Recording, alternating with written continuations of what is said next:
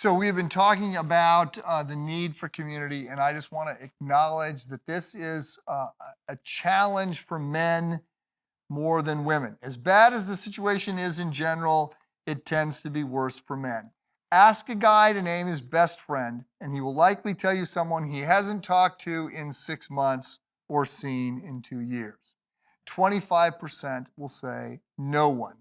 And remarkably, it's even worse than the statistics suggest.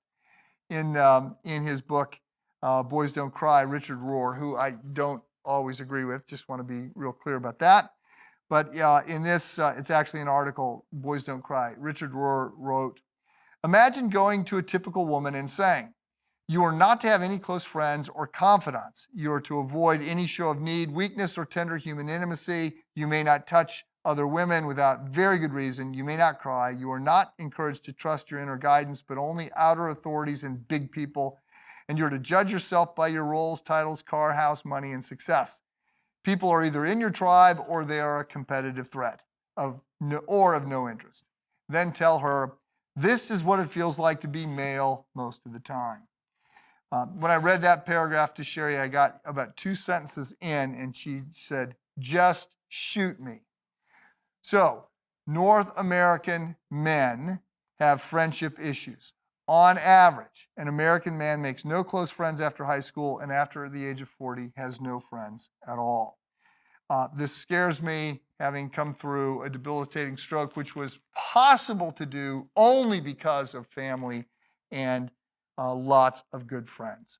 So I wrote a book on friends, and coming out of the stroke, it was one of those small little booklets in that Broken series. And in it, I noted the Bible doesn't have a chapter on friendship, but it has some examples. So you've got Job's friends, famously, they sort of get in trouble. To their credit, when everything goes south for Job, they show up and just sit with the guy for like 4 days before they say anything. Once they start talking, though, everything goes downhill because their advice is so treacherous. You got Jonathan and David, who form a very close friendship. Jonathan was the son of Saul, David's enemy in one sense. Paul and Barnabas. Barnabas was a great friend. There's also great examples of friendships in literature and the movies. So Tom Sawyer and Huck Finn, Frodo and Sam Gamgee, Horatio and Hamlet, Sherlock Holmes and Watson. Nonfiction writers Frank Waldo Emerson and C.S. Lewis wrote well-known essays about friendship, each arguing that a common vision of the world would unite otherwise quite different people. You've got all kinds of people writing about friendship. You've got all kinds of people thinking about friends.